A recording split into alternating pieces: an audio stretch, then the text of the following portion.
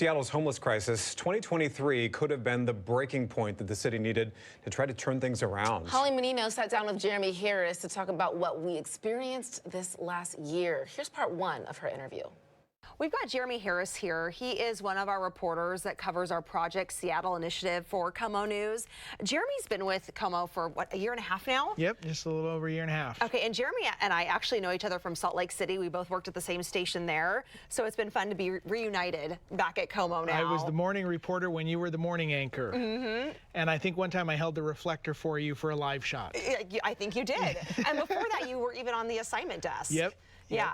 Okay, well, we're glad you're with KOMO, so glad that you're here. And he has been covering the homeless crisis in Seattle for the last year and a half, really, once he got to Seattle, hit the ground running, covering this really hot topic for us here at KOMO. So tell me, what has the last year and a half been like covering this crisis? Well, you know, we've heard so many times from both the governor, the mayor, and leadership in this area that homelessness really is the defining issue of what we're going through right now as a state and as a region. And so seeing the homeless crisis evolving in Seattle has really been a real interesting look at how Seattle operates and kind of the direction that we're going.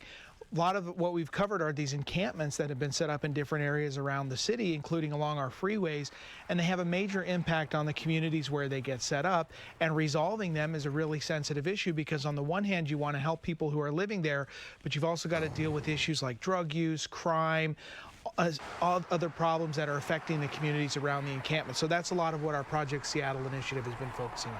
What are some of the most memorable stories when it comes to covering the homeless crisis that you have covered in the last year and a half? Well, we were just looking back at the year, and I think the story that did the best for us on the website was when I went down and interviewed a couple that was actually building a house in the on-ramp at Mercer Street here in Seattle. And they were building a house out of wood. They had a window, they had doors, they had a foundation. And it was like this house was kind of evolving right along the side of the interstate, and people were very interested in it.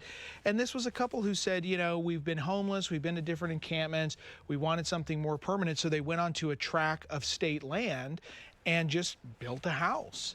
And it was very controversial because on the one hand, you say, well, these people are homeless, they need to live somewhere. But on the other hand, here they are building a house on the side of the freeway where cars drive by this entire tract of land. There had been multiple fires there. There were lots of issues with drug use going on at that encampment, drug dealing. There's a nearby homeless services center. And so it was a very controversial story. That was kind of one of the more memorable.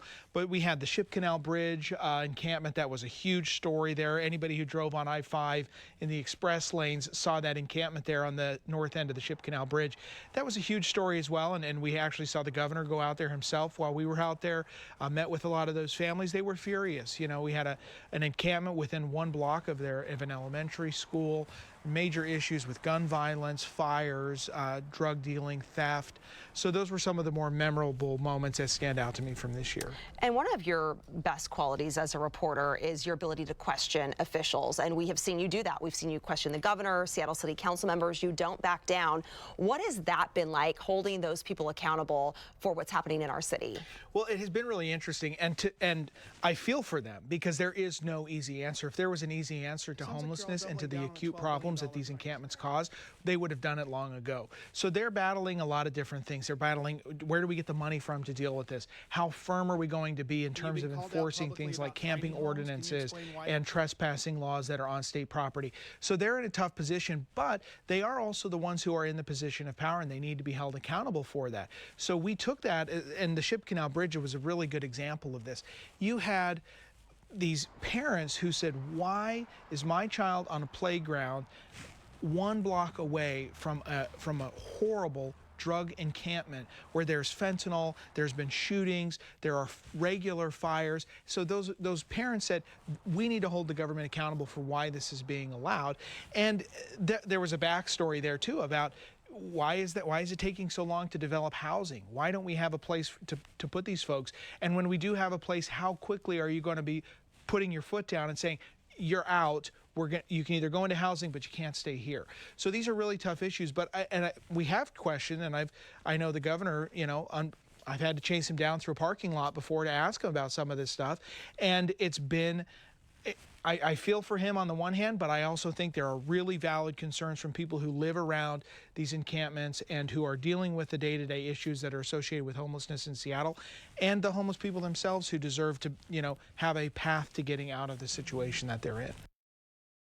So Holly and Jeremy's conversation on Seattle's homeless crisis continues Monday on ARC Seattle.